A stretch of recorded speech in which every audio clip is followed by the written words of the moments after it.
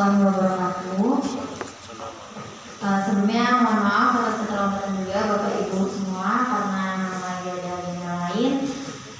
Baik, sejauh ini seperti yang kita tahu bersama ya bahwa pelaku kekerasan seksual yang ada di Universitas Riau itu divonis bebas. Jadi kami dari mahasiswa, terutama dari Komahi sendiri yang selama ini mendampingi penyintas dan ikut mengawal kasus ini, tentu merasakan dampak dan juga kekecewaan yang sangat besar itu.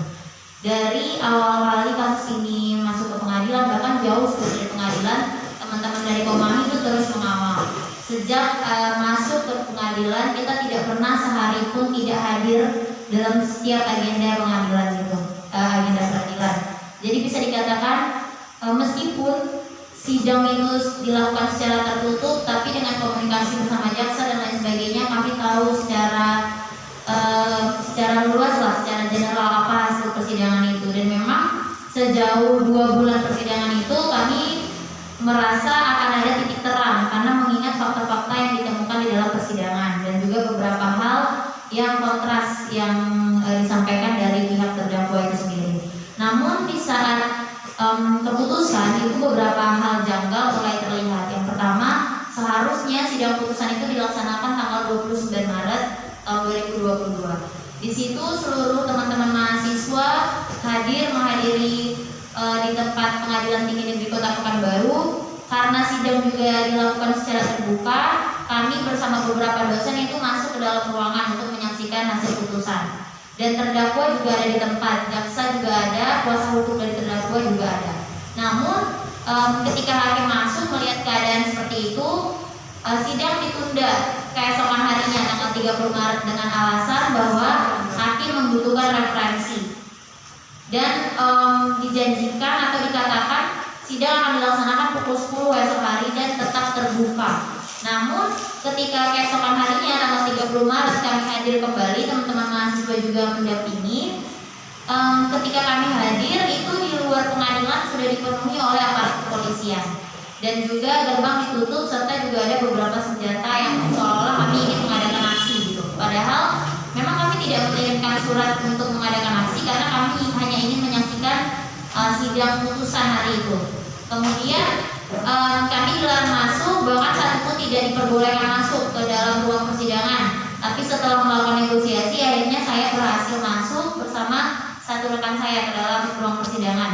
Dan ketika saya masuk, ruangannya itu sudah diperkecil dari ruangan sebelumnya dan sidang sudah dilaksanakan. Padahal waktu itu belum jam 10 dan pernyataannya jam 10 sidang mulai dilaksanakan. Jadi pas kami masuk itu hakim sudah mulai membacakan rentetan kronologi hasil yang ditemukan dalam persidangan. Dan hasil yang dibacakannya itu sesuai dengan apa yang kami ketahui dan pihak LBH ketahui juga. Namun ketika masuk kepada poin-poin pertimbangan hakim, disinilah mulai hal-hal yang tidak sesuai dengan ekspektasi kami. Yang pertama, seluruh saksi yang dihadirkan itu tidak memiliki kekuatan dalam memberikan keterangan. Dalam arti kata, hakim tidak mau mempertimbangkan apapun hasil yang diterima dari saksi tersebut. Padahal saksi-saksi itu yang memberikan petunjuk adanya kasus pelecehan ini.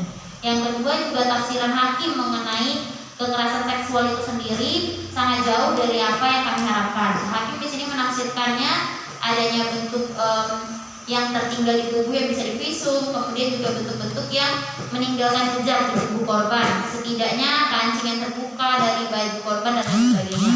Kemudian juga hakim tidak mempertimbangkan penggunaan lie detector karena menganggap bahwa lie detector merupakan teknologi yang memiliki error di dalamnya. Kemudian yang keempat, hakim juga tidak mempertimbangkan hasil psikologi korban karena dianggap korban mampu menyelesaikan tugas akhirnya meskipun dalam keadaan depresi. Padahal di situ psikolog sudah menjelaskan secara jelas juga mengenai tingkat depresi yang dialami korban, dan juga hakim sebelumnya tidak meminta keterangan dari dosen pembimbing itu sendiri bagaimana pelaksanaan bimbingan kepada korban saat dia merasakan depresi. Jadi ada banyak sekali hal-hal kejanggalan yang diberikan oleh hakim sehingga akhirnya hakim memberikan vonis bebas. Jadi bisa dikatakan 2 bulan persidangan itu tidak ada sama sekali yang poin-poin yang diambil oleh hakim, baik dari keterangan saksi, penggunaan teknologi, bahkan juga ahli-ahli pidana yang dihadirkan juga tidak menjadi pertimbangan bagi hakim sama sekali. Begitu. Terus bagaimana reaksi teman-teman dari Komahi? Tentunya kami cukup dibilang gaul waktu itu dan butuh waktu untuk kembali lagi memikirkan strategi apa yang harus kami lakukan, meskipun sebelumnya sempat terlintas di pikiran bagaimana jika nanti terdakwa ini dibebaskan gitu. Dan akhirnya yang pertama kali menghubungi dan juga berkontak itu kami ke produser narasi dari Mbak Najwa Shihab sendiri, karena dari awal kasus dia berkomitmen untuk concern sama hal ini. Jadi sekitar 4-6 jam itu kasus kami sudah diangkat di Narasi TV, dan itu yang sebenarnya salah satu pencetus untuk meningkatkan kesadaran publik lagi bahwa kasus yang terjadi di Universitas Riau ini belum selesai.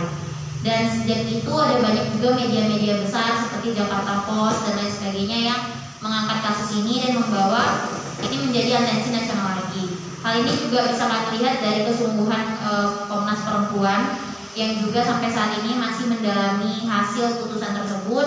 Kemudian dari Kemendikbud juga langsung menghubungi kami dari Komahi dan juga penyintas terkait bagaimana memberikan sanksi administrasi kepada pelaku, meskipun masih banyak hal yang harus dikaji terlebih dahulu.